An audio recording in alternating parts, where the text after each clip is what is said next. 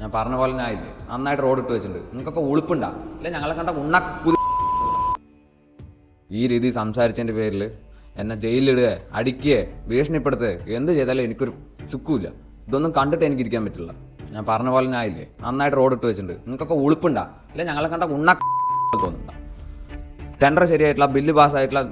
എനിക്കറിയില്ല ഇതിനെക്കുറിച്ച്. നിങ്ങൾക്ക് 1000 കാര്യങ്ങളുണ്ടാവും ഇതിന് എന്തുകൊണ്ടാണ് റീടാറിങ് ചെയ്യാത്തതെന്നുള്ളത്. പക്ഷേ കുറച്ച് കാലങ്ങളായി മാത്രമല്ല ആയിട്ടുള്ളൂ, കുറേ വർഷങ്ങളായിട്ട് റോഡ് ഇങ്ങനെ തന്നെയാണ്. ഒരു ജീവനല്ല, ഒരുപാട് ജീവൻ പോയിട്ടുണ്ട്.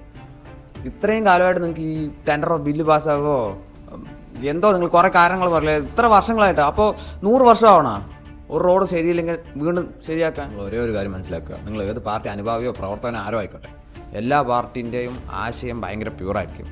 പാർട്ടിൻ്റെ ആശയം മറന്ന് ഇവിടുത്തെ ലോക്കൽ ആശാന്മാരുടെ ആസനം താങ്ങി നടക്കുന്ന നിങ്ങൾ നിർത്തിയാൽ മാത്രമേ നമ്മുടെ നാട് നന്നാവുള്ളൂ. ഞാൻ ഇത്രയൊക്കെ പറഞ്ഞിട്ടും ഇവിടുത്തെ പാർട്ടിനെയും നേതാക്കന്മാരെയും പ്രൊട്ടക്ട് ചെയ്യണവരോടേക്ക് ഒന്നേ ചോദിക്കാനുള്ളൂ. നിങ്ങളുടെ നേതാക്കന്മാരിന് ഈ വഴിയൊന്നും വന്നിട്ടില്ലേ, ഇല്ല ഇതൊന്നും കണ്ടിട്ടില്ല. അവർ കറക്റ്റായിട്ടുള്ള ആക്ഷൻ എടുത്തിട്ടുണ്ടെങ്കിൽ എത്രയോ ജീവൻ പോകണം നമ്മൾ തടുത്തിരിക്കുക.